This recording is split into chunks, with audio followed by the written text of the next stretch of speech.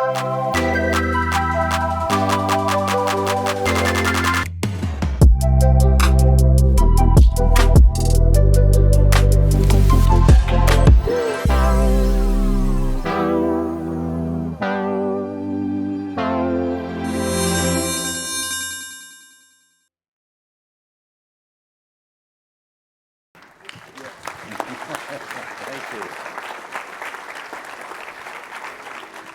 evening. I'm Anuj Mehrotra. I am the Dean at the Scheller College of Business at Georgia Tech, and I'm delighted to welcome you all to this episode of Tech Talks Business. And it is my distinct pleasure to welcome our guest today, Beth Lowry, President and CEO of Holder Corporation.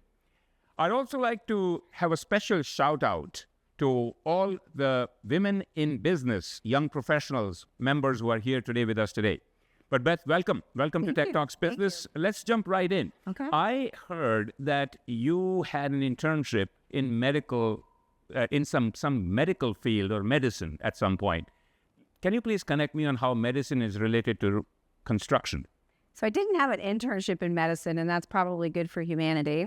But I did have an interest in medicine when I joined the University of Florida and started out as pre-med and had hopes and dreams one day to be a cardiologist, which, again, would not have been good for humanity. And the way I ended up in construction was like all good students, when we start a major and it's not quite working out for us, we find another major. And there was a good connection to a lot of the science credits that I'd already taken. But what I really found in construction was what I think I wanted in medicine, which was an ability to be creative and be a problem solver. And so I really enjoyed the journey. Great. So there is scope once you have to change a major. For the students in here, there's that part there for sure. Let me ask you, can you walk us a little bit about where you started and what has your path been to being CEO of such a major operation? Where I started, I was born in Lubbock, Texas, so I started there, but I'm not a Texan.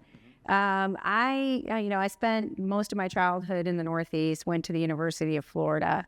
University of Florida has a great construction program, just like Georgia Tech.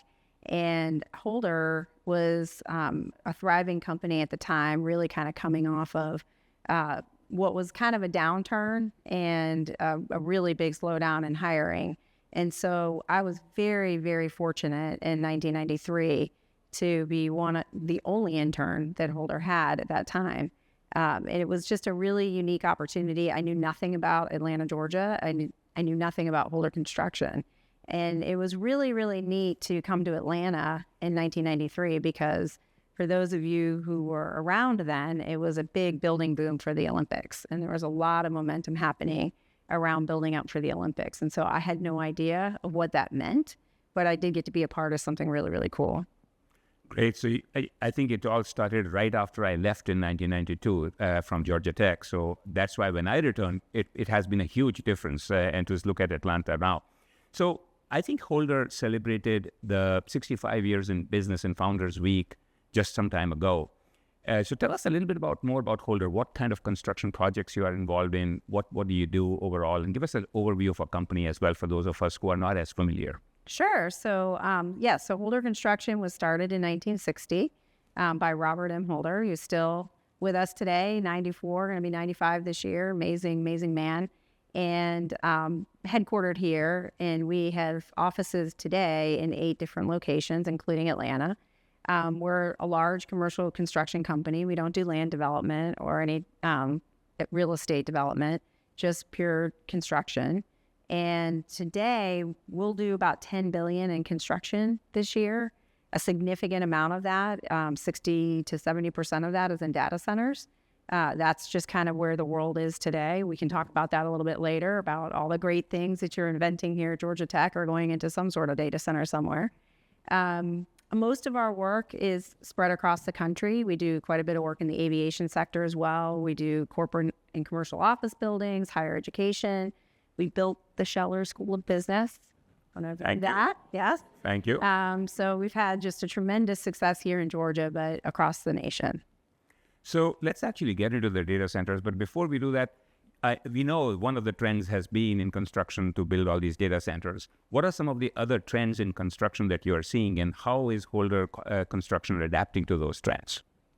It is a wild time to be in construction. I feel like we just live in a consistent paradox. We have a huge building boom. The new administration has been focused on bringing manufacturing back to the United States. You hear a lot about build domestically, but we really lack the skilled labor to support all that. And, it is not a new issue. Back in 2008, when we had a big downturn, we lost a lot of our labor. Our labor's been aging out since then. And so it's been really hard to attract young talent into the skilled trades. And so while I'm sitting here for a university, I won't talk about the opportunity to go directly into the skilled trades and not get your degree. You should get your degree. But it's created an interesting paradox. And one of the big trends that you're seeing now in construction is prefabrication. And so what I mean by that is a lot of buildings today, you can build big chunks of the building, components of the building off-site. And the opportunity that creates for the labor is that you can go to a rural part of any state and you can create essentially a factory where you're building parts of buildings and you create consistent work for that labor force. And it allows that labor force to upskill and continue to train and grow and thrive, and they can, support their livelihood in their community. So that's one area. The value of prefabrication is also great because you're essentially building a project concurrently. So you may be pouring concrete on the site while you're building out your electrical skid rooms somewhere else, and then you bring it all together. Clearly, lots of push and focus on how can we build buildings that are more energy efficient, more water efficient. We have a limitation on the resources that we have. How can you do it with materials that are sourced more locally? And really, so a lot of the trends are about how do you support growth, but how do you do it wisely for the long term? Great. So, we are in the world of AI right now, and that's not Anuj's intelligence. It's artificial intelligence we are talking about right now. But, I hear that when we are using, let's say, ChatGPT or something, and the idea that as human beings, we actually say thank you, that thank you itself creates a need for so many data centers and so much energy because there's so much involved in processing of that. So I want to understand a little bit more about the considerations in design, construction, and planning from the business lens, these data centers that you're building. How much time do we have? So artificial intelligence is incredible. I mean, for the students in the room, when I came into the workforce, it was really the year that the internet became a thing. And you could start to use search modules. You could start to find information on the internet. It's hard to even imagine what the world was like before that. And now we're in this huge tipping point where we can use a companion, an artificial intelligent tool, to help us do everything in our lives better. To your point, that compute power goes somewhere. And the data center sourcing today, I will say it's harder and harder. There's a huge need, obviously, for power to run these high compute chips and everything that it takes to do that. There's a need to find power that has all sorts of different sourcing from reliability. So that's a consideration. You've got to have the land because these data centers are huge. And it's important to take into consideration the water use. And so everything about a data center is the chips and the servers create heat, and you have to figure out how to cool and remove that heat to keep everything moving. And so there's a lot of advancements in, closed loop systems, liquid cooling at the chip. How can you be more, better stewards and maybe use gray water to run the equipment? And so it is getting more and more complicated to source where is the best place to put one of these facilities. And then, there's still a huge need and a huge demand for cloud computing, which everything that we do on our phones every single day, that data is going somewhere. Mm-hmm. So the 10,000 pictures you're taking and posting on TikTok, Snapchat, Instagram, they're all going somewhere. So there's still a huge need for the cloud computing as well. Great. So, with artificial intelligence, the design of buildings itself, because how businesses will run, how people will live, is there are there some trends that we should be aware of if you were to look ahead 5 years from now, that boy, these buildings will look very different because of the AI and how it has changed our living and how it has changed our work environment? I mean, I think, yes, it's been interesting in the past 5 years, post-pandemic, there hasn't been a lot of advancements in new big corporate buildings being built. But when you step back and think about, well, what is the new workspace need to look like? I mean, you see them around Atlanta. We have these things called Waymos, and autonomous vehicles are a huge part of an AI future. What will that do, and how will that change just even how people come and go through downtown areas like Atlanta? As far as, building spaces today that are more, AI enabled, I haven't really thought through what that might look like, but I do think the need for office space will change. There are certain roles and positions within any kind of corporate environment where they're pretty people intensive, that in an AI enabled world, you need half the workforce to go do that. But certainly the continued investment in, high compute video rooms and ways that people can connect to, different people in different locations will still be, needed. How it continues to affect our homes, I think it's not that far off that we have sort of an AI bot that helps us do everything that we want to do at home, and we never have time to get it done. I am that AI bot for my wife right now at home, so I don't know about that. But you mentioned some complex projects, right? I mean, almost every project to me as a construction project is very complex. And it's one thing to be able to have a vision and, and design a big complex project like an airport rebuild, for example. It's another thing to be executing it and constructing it, because vision without execution is hallucination. So I would love to hear a little bit about how do you plan? And there is so much collaboration, innovation, and it requires deep collaboration to be able to come to have a true realization of the project. So walk us through a step of a complex project from your mindset, from your lens, and how you approach it, and how do you coordinate all of that? I think it's, well, one, what I absolutely love about what I do every day. I mean, I walk our job sites all the time, and I try to hit a job site, at least once a week if I can. And what always fascinates me the most is every single job site is just this collection of people, sometimes, 50, sometimes 2,000, coming together and putting the parts and pieces together with their hands. And that's really not changing. There's some robotics to help make, construction more efficient on repeatable tasks, but you still need people to put the parts and pieces together with their hands. And you think about all, the building we're sitting in right now, there were people putting them together with their hands. And so, when you think about the complexity of, design, I mean, there's so many better tools today than what we had 20 years ago with BIM and VDC, which the terminology for that is just the computer-enabled design, where you can find conflicts in the computer system before you go out to build, and you can really visualize what does this part and widget need to look like, and how will that fit in this space and get it right the first time. But there's a lot more movement, as I mentioned before, with the prefabrication to how can you take components of the building and build those off-site in a controlled environment, in a really well-planned environment, and then repeat it.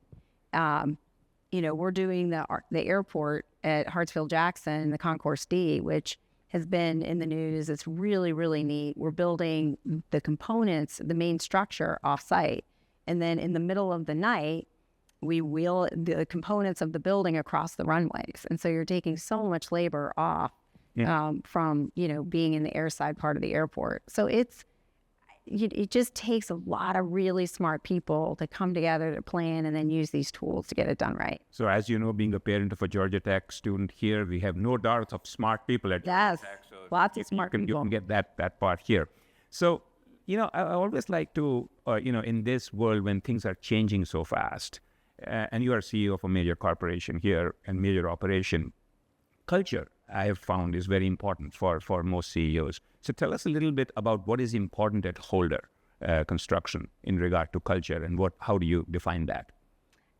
We at Holder, our culture is everything, and we're very blessed. I mean, I've been with Holder for 30 years, so I've spent my entire career there. And that is not uncommon at Holder. We have most of our leadership has spent their entire careers, whether they started right out of school or maybe within a few years. And that takes a really strong culture and a commitment to excellence, to caring about each other, to wanting to build really good, complicated buildings, but to do it in a very thoughtful, controlled way where we have a sustainable growth, not a hyper growth. And so, when I walk around and I think about what sort of defines a Holder associate, I mean, you just see this difference in the willingness to just put in that extra effort because you just care so much about doing a great job for that client or doing a great job for your team. It's very interesting. I had the opportunity. We had 187 interns this summer, and they were all amazing. We had lots of Georgia Tech interns, and they, I loved sitting and talking to our interns about their experience, and they were having the same experience I had when I was an intern. They were being challenged to work on hard things. They were excited about the work that they were doing. They knew that they had purpose, and they couldn't wait to go back to school so that they could graduate and come into the workforce, because they got to work on real projects and they were working with the trades and they were just doing really cool things. And so, we're a company that we don't apologize about challenging our people. We're always kind of doing the job above us, the next step, because there's just so much opportunity out there. That's excellent. I'll go back to this question because in academia, we feel there are a lot of stakeholders. We have to work across a lot of different stakeholders. In construction, it appears to be even more. I mean, you have general contractors, you have developers, you have designers, architects, engineers, and you're working with all of them in this whole process. So tell us a little bit about what does that entail and how do you prioritize your time as a CEO with regard to that? So it is interesting. You take any construction site and there might be 60 different companies coming together. And each one of those companies has the project executive, the project manager, and the foreman. And our job is to coordinate all of that work and motivate all of those people to meet the schedule that's been laid out in front of us and to do it for the price that's been laid out in front of us. And so what I think it takes is, and where I try to spend a lot of my time, is in those engagement moments where you're building the trust, because there's 1,000 different problems you have to solve. And if you don't have those trusting relationships, when things get really difficult, it makes it very, very hard to come together and come up with a viable solution. But you have a design team and they have different sub-consultants. You have the owner and they usually have different entities that are funding the project. You have all the trade partners, and all of us have to be aligned around what is the scope of this project, what is it going to take to get it built, and how do we go get that done together. So are there differences of opinion sometimes, or just always unified? Yeah. All right. So we are going to take a few questions in a couple of minutes. I think there's a mic there if you want to start lining up in case you have questions, but otherwise I have plenty here. But let me ask you a little bit different question. You describe, if I'm correct, the construction professionals to be as ordinary people building extraordinary landmarks. What does that phrase mean to you in practice? One of my ways that, one of the things that I really focus on as a CEO is I absolutely will never say I'm the smartest person in the room. I'm there to get the smartest person's ideas in the room. So I'm constantly looking at talent, making sure we have the right people in the room. And, I'm just, like I said earlier, I'm just amazed by the level of commitment. Construction is hard work. When you walk a job site and you see a laborer carrying a big piece of drywall or, pouring concrete and finishing, that's physically really hard work. And, but these are all people who've chosen construction as a pathway for a better livelihood for their families. And it is good work. Mm-hmm. And they all have stories. Every one of them has stories. But to come into a world and come into a field that demands that much of you in physical sense, it really requires a passion to really care about what you're doing. And it's such a proud moment when you go into we have celebrations, worker appreciations and things like that. And you walk around, you really get to know the workforce. They're really proud of what they're doing. And it's super cool. So, we are so excited about the new Scheller Tower coming to life and just looking at it. And it's great to see a building come to fruition. So I can imagine how much satisfaction you get with each project, particularly the complex project, and when they come to life themselves. But tell me a little bit about, you're working with so many different entities, so many different stakeholders, as you're talking about. It is to get them all together, but there is also a lot of negotiation involved, I'm sure, right? So tell us a little bit about how do you approach negotiation? What are some effective principles and strategies from your perspective? Okay, well, that's a tough question. I told you I'm going to be asking you tough questions. It's a silly phrase, but it works, but it applies to this conversation. You got to play chess, not checkers, and you just kind of understanding, well, what is the motivation on the other side, and what are they trying to get me to do, mm-hmm. or us to do as holder, and how do we stay 2 steps ahead of, what is the best outcome for whatever that situation is. And, sometimes you have to give a little, and you have to understand, again, there's just 101 different situations. We're really tough negotiators on our contracts, and we really sweat the details in the front end because we want to be able to put that aside and say, okay, now let's go, address the complexities of the project. Mm-hmm. And I've never regretted whenever there's been an issue that we sweat the details in the beginning when we had the opportunity to go do that. Great. So I know people have lined up, so let me share some of the questions. If you could just quickly introduce yourself and have a question with a question mark at the end, that'll be great. All right. Hey, Beth, thank you very much for taking the time to speak with us. Technology question for you. So I am curious, and I've seen this dynamic in lots of other industries, right? But in construction, you have people are very excited about technology and like really happy to use it. And then you have some people who are just a little bit more reluctant and like sometimes, they don't feel as comfortable with technology. So you can obviously, like, you're the CEO, you can come down, you can say, everybody use the technology, but we both know that that's got a limit to how effective it is. So I'm kind of curious about what you found effective in terms of soft power and maybe healthy practices to encourage everybody to use technology more wisely. Oh, okay. Well, we have 2 groups of people at Holder Construction, those who embrace technology and those who do not. And most of the ones who did not were born before the year 1972. You got to meet people where they are. I mean, a good example in our industry is scheduling. And you have, folks that have spent their entire career, started out as a carpenter, and now they're running a big job. And they know how to schedule, but it's been in their head. But the rest of the team needs to put that on a sheet of paper. And the rest of the team needs to be able to analyze the cash flow and other things that come from that schedule. And so my job is to build the team. And so when we've got somebody who has a great vision for how the schedule should work that doesn't want to use the technology to do it, you pair them with somebody who can put the technology together, and then we can get the best result there. But there's now, oh my gosh, with AI, every day we're all getting bombarded with the new AI solution tool to everything.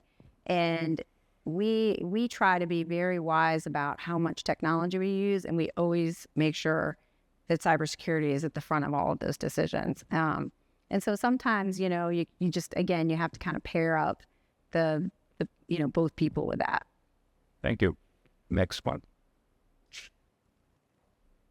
Hi, my name is Krishna, and I'll give you some background on my question. So my brother Hari and I, we come from a business, real estate, development, and construction family from India. And one common pattern I've noticed in India and here is this is such a legacy-driven industry, and it's just dominated by, I typed it because it's a long question, dominated by incumbents. So what mindset really helps you maneuver your way to that leadership? And how does that mindset sort of guide you in today's ever-changing world of technology and construction? Because we're trying to break into this domain, and it is such a legacy-heavy driven business. It is tough. And, I actually was having a conversation with, I call him Mr. Holder, Bob Holder, on our 65th anniversary this summer. And he was telling me the story of when he started the company, how he, what the second bid we had, he won it by $21. And that owner had to make the decision to go with a brand new construction company over companies who had a lot of experience. And he asked him, well, why did you try to do that for $21? And the answer was, well, because I knew you would give it a better effort. And I think that really resonated in that even today, now we're, a national contractor, it doesn't matter if you're at the beginning of creating your company or it has decades of experience, you still have to treat each customer as if they're the most important customer and that they're getting your full attention. And so, I think relationships and getting to know kind of the ecosystem and kind of helping to understand what distinguishes you, but not giving up it also with the customer of, hey, you're going to get our full attention. Some of those others may give you some attention. That helps. But thanks for answering that question. Sure. I'd love to connect and get some mentorship later. Sure. Love to. Yep.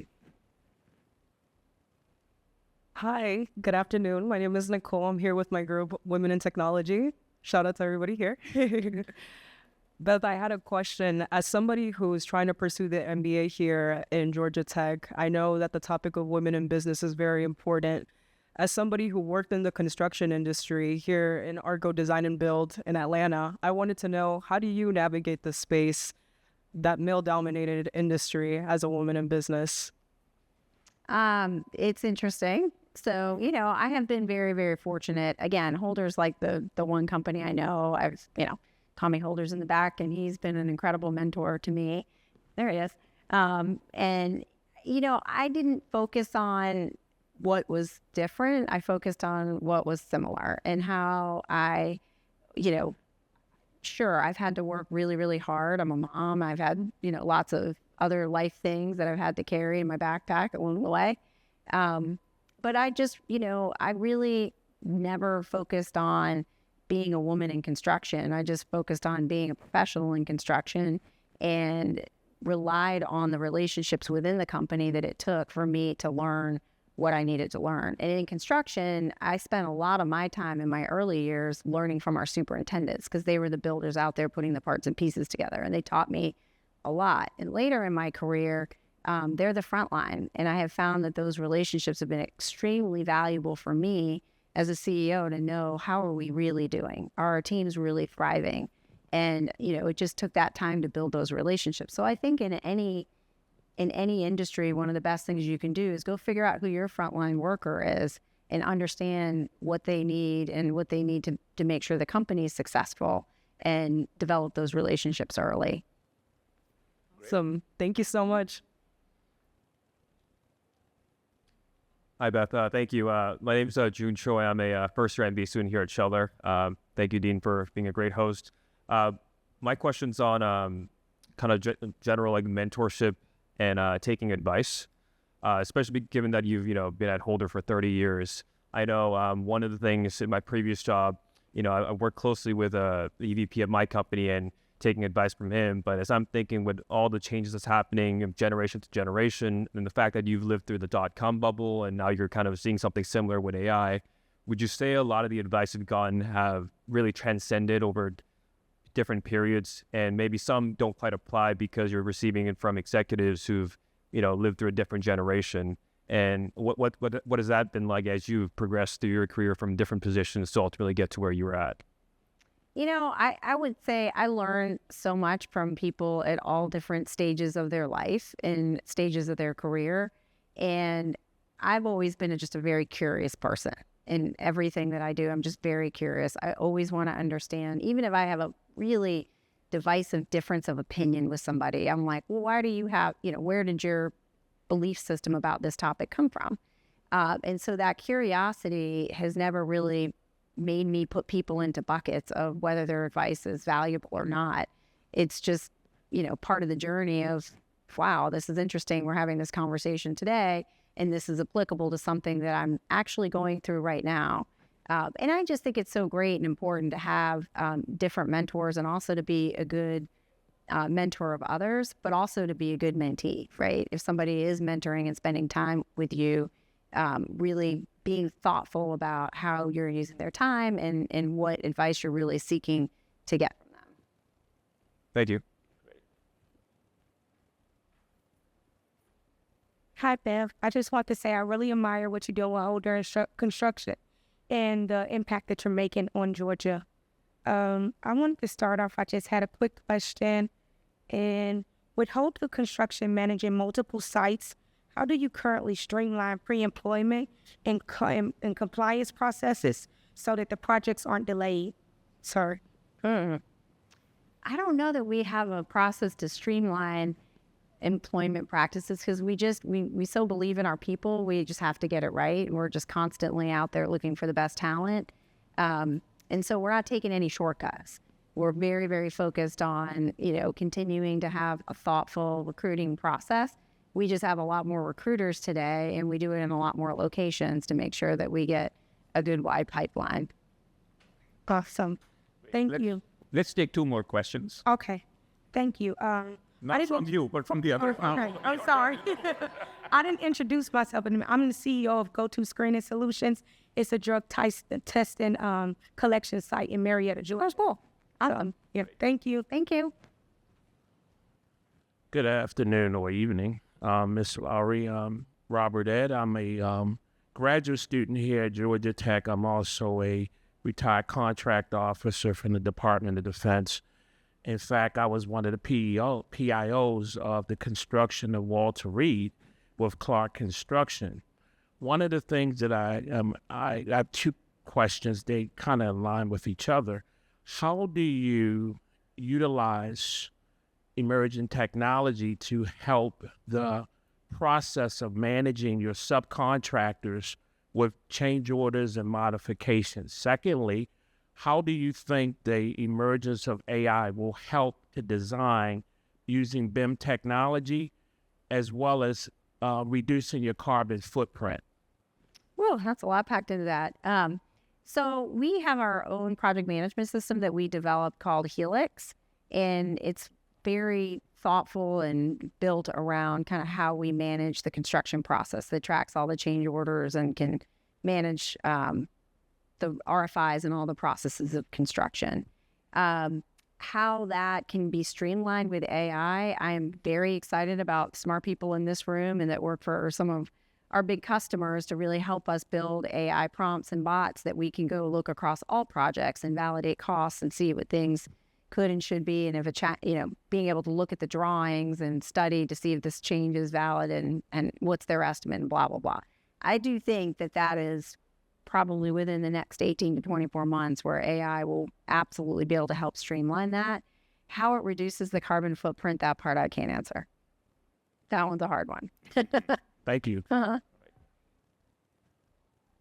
Hi, my name is Mikaela. I'm a freshman here at Georgia Tech. And I just was wondering, with Holder being involved in so many sectors, from airports to high academics to data centers, how do you balance specialization with diversification as a CEO or in your company as a whole?